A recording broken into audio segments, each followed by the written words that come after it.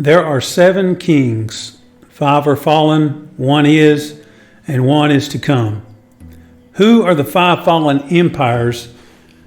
We know of the Greek, the Medo-Persian, Babylonian, and Assyrian, but who was the first empire?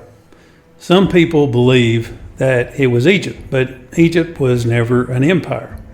Jacob went there during the famine, but he wasn't living under their rule before he left. We know they traded with Egypt, but when Joseph went back, then this talks about this in the Book of Jasher, when Joseph went back as second under Pharaoh to bury his father Jacob, and he went with, a small army.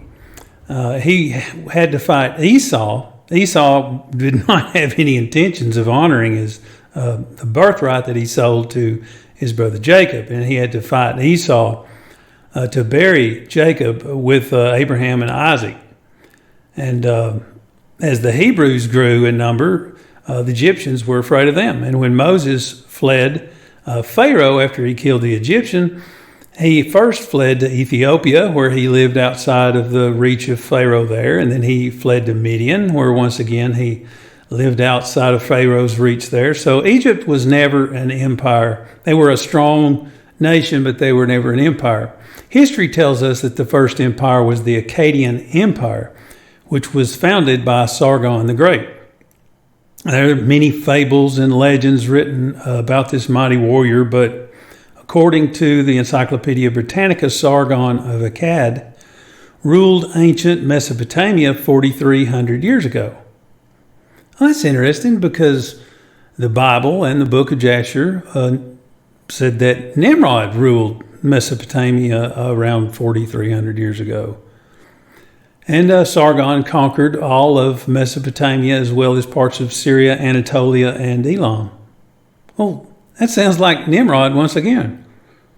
And he ruled over Erech and Akkad. Well, those cities were built by Nimrod, and he ruled over those cities. So you've already figured it out now. Sargon the Great, without any doubt, without any question whatsoever, was Nimrod. And he built these cities. He was considered the founder of Mesopotamia, and both the Bible and Jasher identify this person as Nimrod. And he ruled over the same territories at the exact same time. Sargon also traded with the Indus Valley, or the Harappan civilization, which stretched from Pakistan into northern India. And now the Babylonian Empire appears to have been smaller than the Medo-Persian Empire according to the maps, when you look at the maps of these various empires. But the Bible said that King Nebuchadnezzar was the head of gold. He was the king of the world, and the empires that followed him would be inferior to his. When he became like an animal for 7 years, nobody thought, Babylon's weak, let's attack and overcome them. No, his empire was united and also would have included India, just like the Medo-Persian Empire did. It's according to the Bible, which we'll see in a minute. It's not on the map, but we're going to have to update the map of the Medo-Persian Empire and the other empires to agree with the Bible.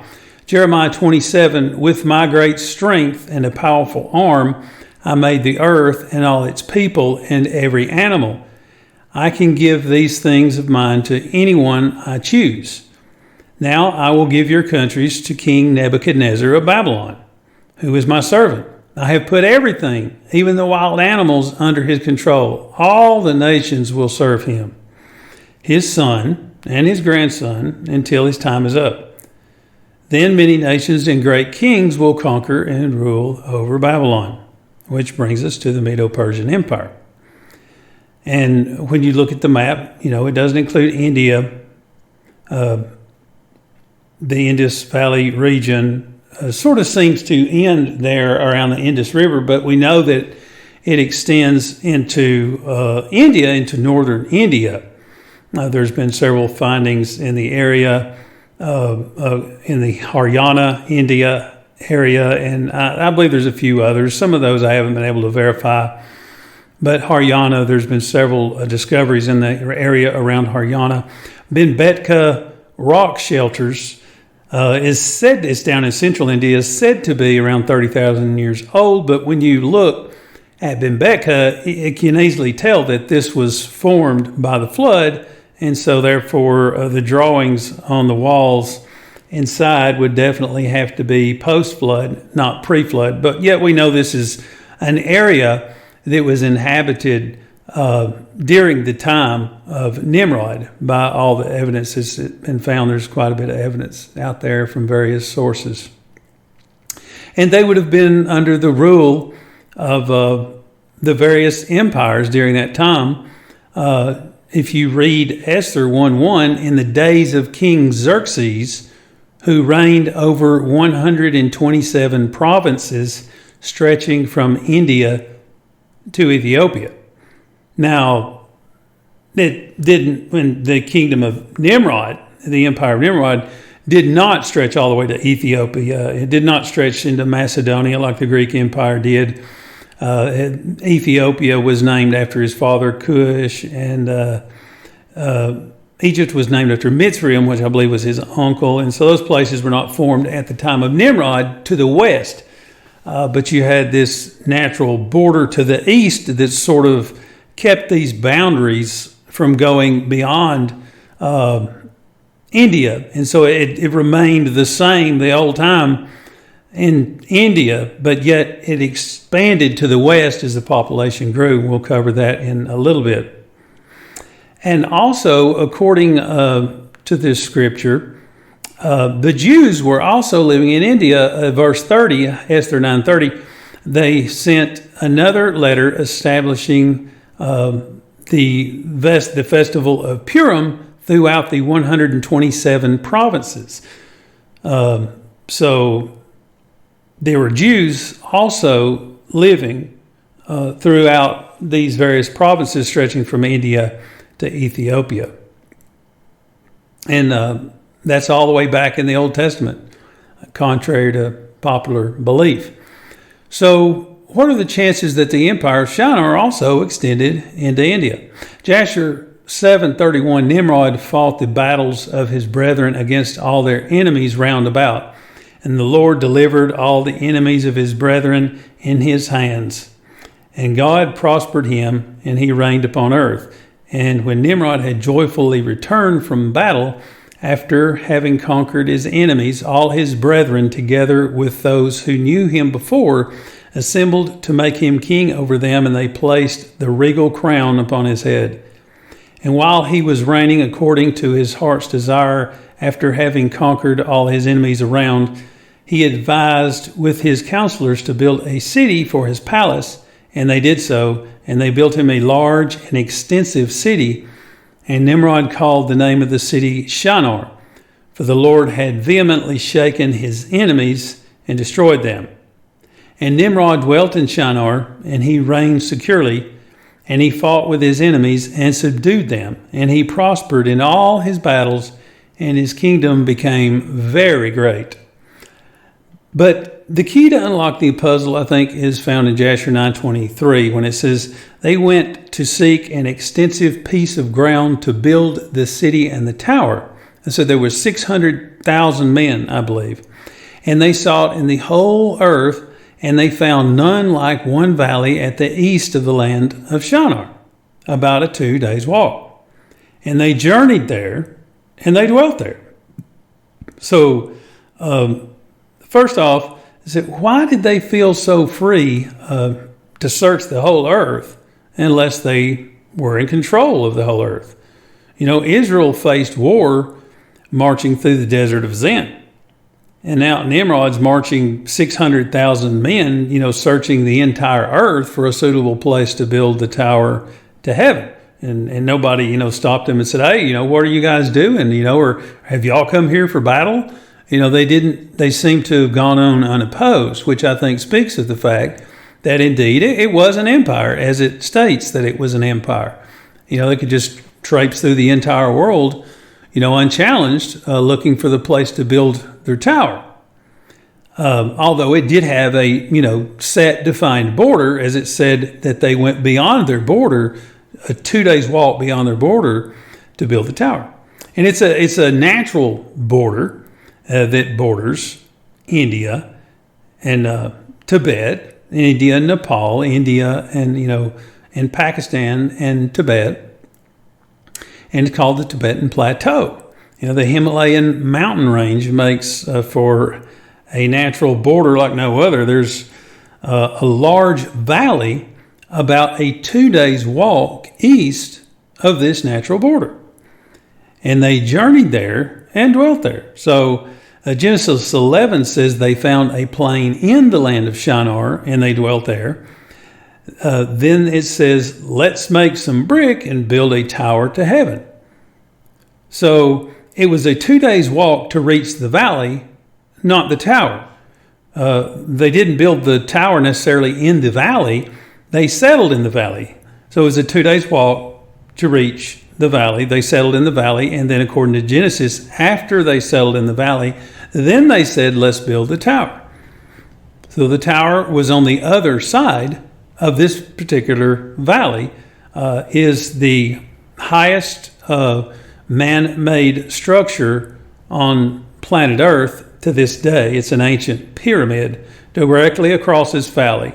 And the valley is a 2 days walk. As you can see, it's about 15, roughly maybe 20 miles across this natural border. And this natural border, the Tibetan Plateau, the Himalayan mountain range, is still there to this day.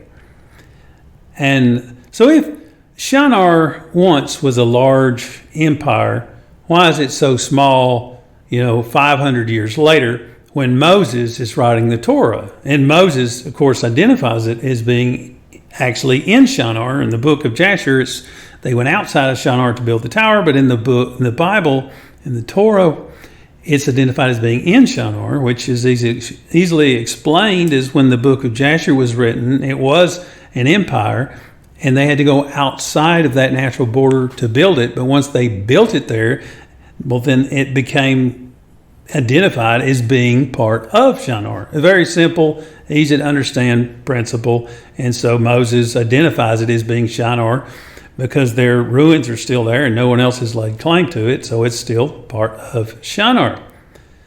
But the area became identified as being much smaller.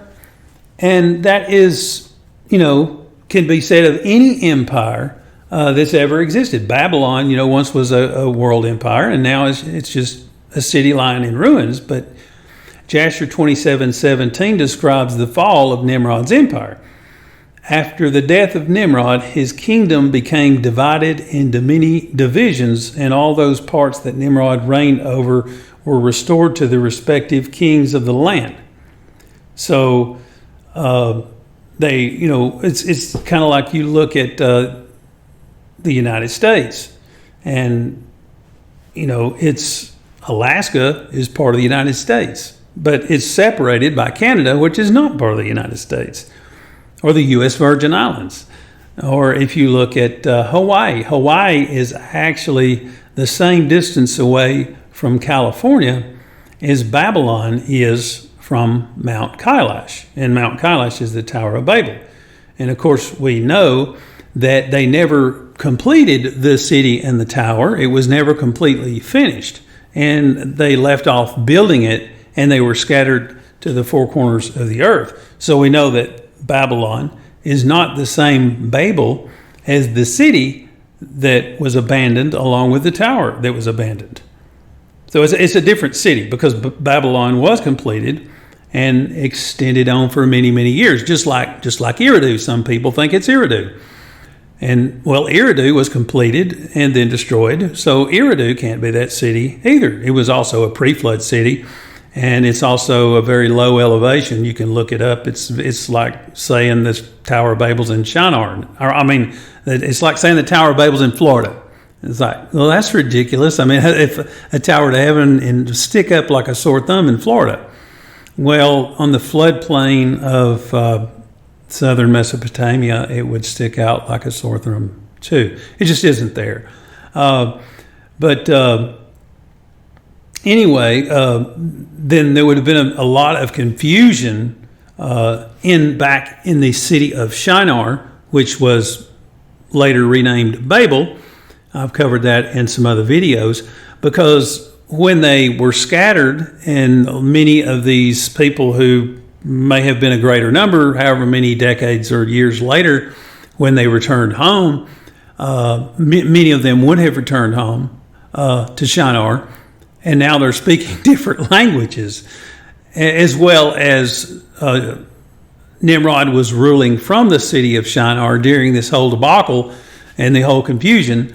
And so both places were identified with the same name because they both suffered the same confusion.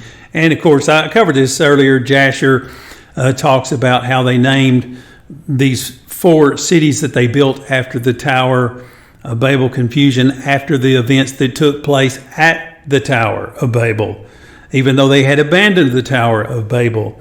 But these new cities, Akkad, Nekad, and Calneh, and Babel, it said.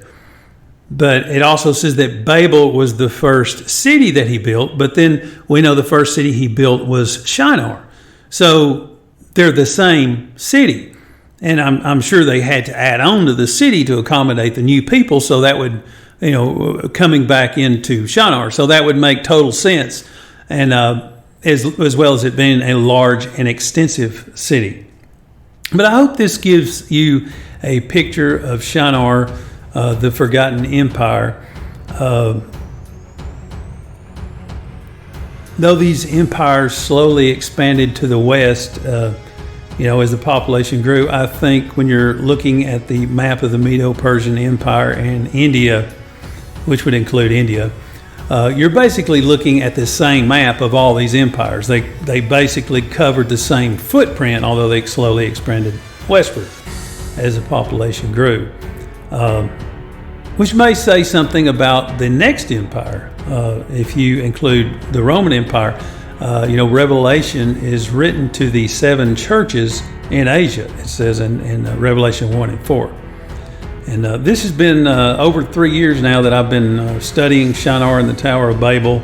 I have 7 videos on the Tower of Babel. If you haven't seen them, they're on my channel.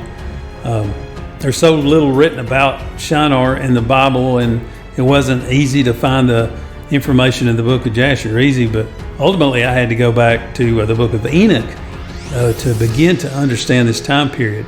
But I've enjoyed the research. I learned a lot, and it's been a pleasure and an honor to be able to share it with you in the fear of the Lord, and God bless you. Thanks for watching.